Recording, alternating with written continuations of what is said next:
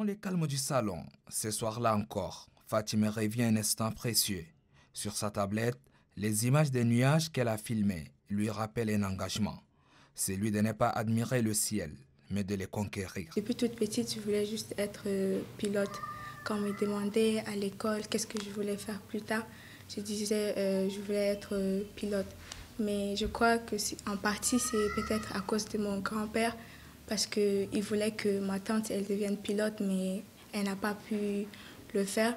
Et j'étais quand même assez proche de lui, donc je crois que c'est à cause de ça. Elle l'a fait à seulement 18 ans, fraîchement diplômée. Fatima est désormais la plus jeune pilote, une étoile montante qui fait voler en éclats les barrières d'un univers longtemps réservé aux hommes. Le jour qui m'a vraiment marqué, c'était le jour de mon premier solo, là où j'étais vraiment seule vraiment dans l'avion pour la toute première fois.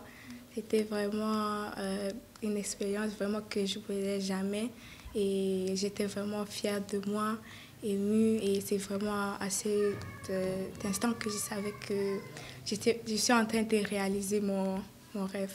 J'ai vraiment douté de moi. Il y avait des jours où vraiment j'ai douté de moi. Je ne savais même pas que j'allais le faire.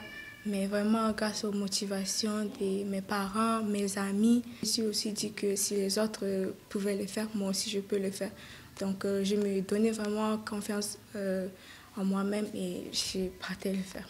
Entre rigueur, passion et courage, la jeune fille a gravi chaque marche avec une détermination, inspirant ces petits qui flirtent en attendant, avec l'avion en papier. Je lui dirais si c'est vraiment leur rêve, qu'elles le fassent vraiment, parce que souvent, il y a des gens encore dans cette société qui disent que ce métier, ce n'est pas un métier de femme, mais il ne faut vraiment pas qu'elles les écoutent. Et si elles veulent vraiment le faire, elles n'ont qu'à le faire. Parce que si moi aussi j'avais écouté ce que les gens avaient dit, je n'allais pas être là maintenant. C'est un bon exemple en tant que grande sœur et ça me donne la motivation de bien étudier à l'école. Je vais devenir un fonctionnaire international.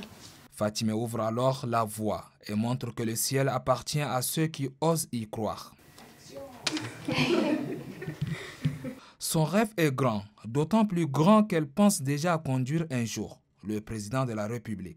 Travailler, oui. Et j'aimerais vraiment travailler aussi avec le président. Un jour, peut-être piloter le président. Rien ne la détourne de son objectif. Elle, qui veut montrer que la femme est capable de tout. Une gorgée d'eau, un sourire qui prouve que le ciel n'a pas de limites et que les rêves, eux, sont faits pour décoller.